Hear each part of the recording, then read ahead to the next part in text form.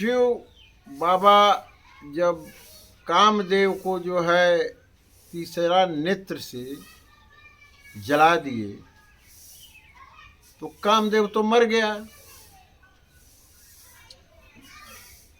और सभी देवता लोग प्रसन्न हुए, बाबा शिव जी के यहाँ आ गए और उनके विवाह के लिए आवेदन करने लगे। पहले तो प्रणाम किए और फिर में उनके विवाह के लिए सिफारिश आवेदन करने लगे। शिव जी जो है वो इसके लिए प्रसन्न हो गए, क्योंकि पहले ही भगवान श्री रामचंद्र जी ने इनको बता दिया था कि सती जो है पार्वती के रूप में जन्म ली है और उनसे आप विवाह कर रहे हैं। ये कथा तो यहाँ देवताओं की पूर्ण हो गई, देवता प्रसन्न हो गए। अब जो उनके क्रोधाग्नि से निकली हुई अग्नि कामदेव को जला करके संसार में फैलने लगी, जब फैलने लगी तो इसे देखकर सभी देवता डर गए कि तो पूरे विश्व को ही जला देगी। सभी देवता मिल करके ब्रह्मा जी के यहाँ गए और उनसे प्रार्थना की, प्रभु बाबा शिव के तीसरे नेत्र का जो अग्नि प्रकट हो करके कामदेव को जला दिया है तो कामदेव तो भस्म हो गया, वह अग्नि पूरे विश्व में फैल गई है, जला रही है। आप इसका कोई उपाय करें। जब देवता इस प्रकार जा करके ब्रह्मा से प्रार्थना करने लगे तो देवता लोग की बात को सुन करके ब्रह्मा जी ने कहा, आप लोग चिंता न करें, अपने अपने स्थान पर चले जाइए, मैं इसकी व्यवस्था कर दूंगा। चल रहा हूँ, बाबा शिव से मिलूंगा। भोले बाबा बड़े ही मतवाले हैं, डमरू वाले हैं। जब मैं उनसे प्रार्थना करूंगा प्रसन्न हो जाएंगे, तब मैं अपनी बात उनसे कहूंगा। सभी देवता वापस चले आए, अकेले ही ब्रह्मा जी बाबा शिव के यहाँ गए, उनकी प्रार्थना की। बाबा भोले बाबा शिव जी प्रसन्न हो गए। कहिए कैसे आए हैं?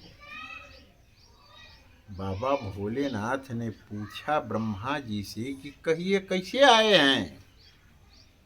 तब ब्रह्मा जी ने कहा, आपने जो तीसरे नेत्र के खोल देने से कामदेव को जला दिया वो तो जल के भस्म हो गया।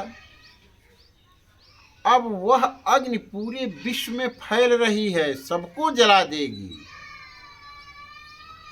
आप कोई उपाय उसका बतावें जिससे कि वह शांत हो जाए।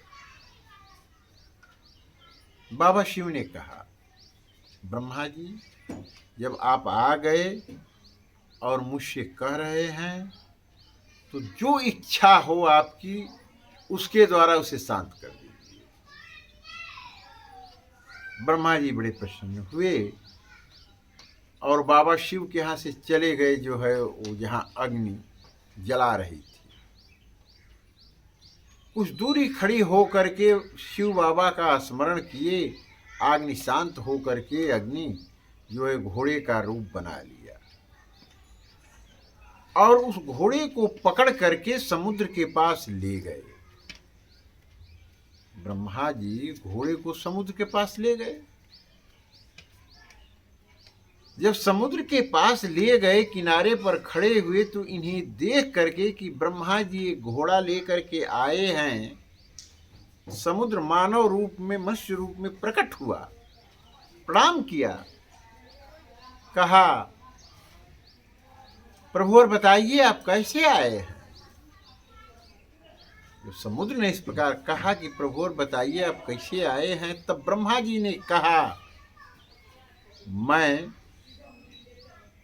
बाबा शिव के तीसरी नेत्र का अग्नि जो प्रज्वलित होकर के कामदेव को जला दिया, कामदेव भस्म हो गया और विश्व को जला रही है, उसे मैं पकड़ करके घोड़ा बना करके लाया हूं, और तुम इस घोड़े को अपने यहाँ ले जा करके रख लो, ये समुद्र का जल पिएगा,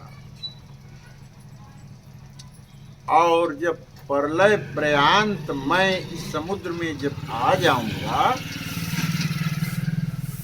प्रलय प्रयांत समुद्र में जब मैं आ जाऊंगा, तब तुम इसे छोड़ देना। यह बात कह करके ब्रह्मा जी उस घोड़े को समुद्र को दे दिए, और वह समुद्र लेकर के चला गया।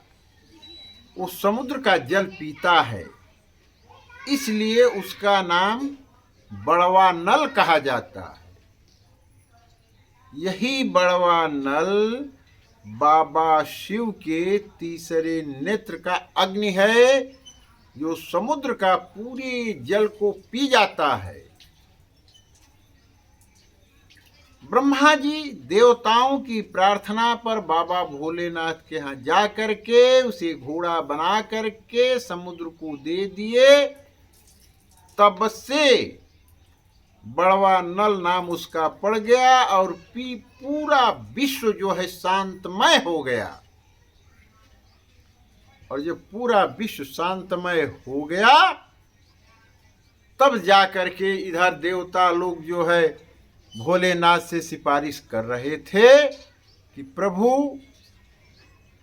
हिमाचल के घर में पार्वती नाम से जो सती पहले थी, आग में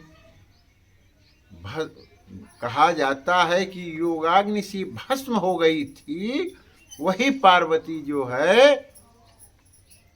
हिमवान के घर जन्म ली है, उनसे विवाह कर लीजिए। भोले बाबा प्रसन्न हो गए और उनका विवाह पार्वती से हुआ। बंधुओं, इस संसार में देवता लोग भी परेशान हो जाते हैं, आपस में मिल करके संबंध बना करके न रहें तो इस मानव की तरह वो भी परेशान हो जाते हैं। मानव ही नहीं परेशान है, देवता भी परेशान है।